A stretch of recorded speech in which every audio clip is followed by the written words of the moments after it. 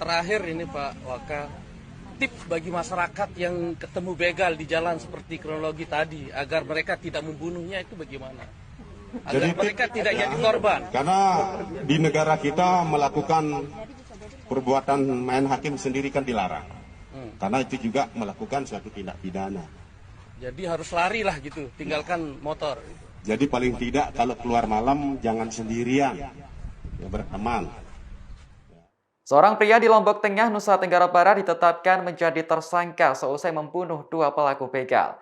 Padahal pria tersebut hanya berupaya membela diri saat motornya hendak dirampok. Korban pembegalan tersebut berinisial MR, 34 tahun, warga Desa Ganti, Kecamatan Preya Timur, Lombok Tengah. Kabid Humas Polda Nusa Tenggara Barat, Kombes Pol Artanto menjelaskan, peristiwa terjadi di Jalan Raya Desa Ganti pada Minggu 10 April dini hari. Semula MR mengendarai sepeda motor di jalan tersebut dan tiba-tiba diadang oleh komplotan begal. 2 pelaku begal menghentikan kendaraan korban dan berupaya merampas motornya.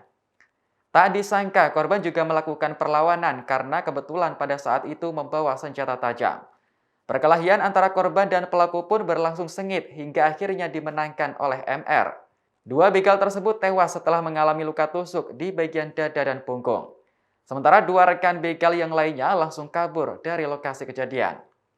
Selesai kejadian, MR langsung melaporkan peristiwa yang dialami ke kepala desa setempat. Kasus ini berlanjut ke ranah hukum setelah mayat kedua pelaku begal ditemukan tergeletak di tepi jalan. Polisi yang menyelidiki hal ini kemudian menangkap MR dan menetapkannya sebagai tersangka pembunuhan. Alasannya lantaran perbuatan yang dilakukan MR telah menghilangkan nyawa orang lain.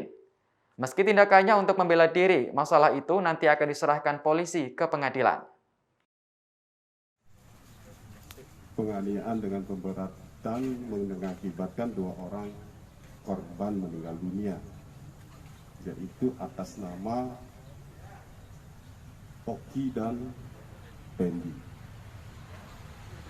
Di mana kronologis kejadian ini pada saat dilakukan pencurian dengan kekerasan, percobaan pencurian dengan kekerasan, kendaraan daripada korban yang dalam hal ini sekarang sebagai pelaku pembunuhan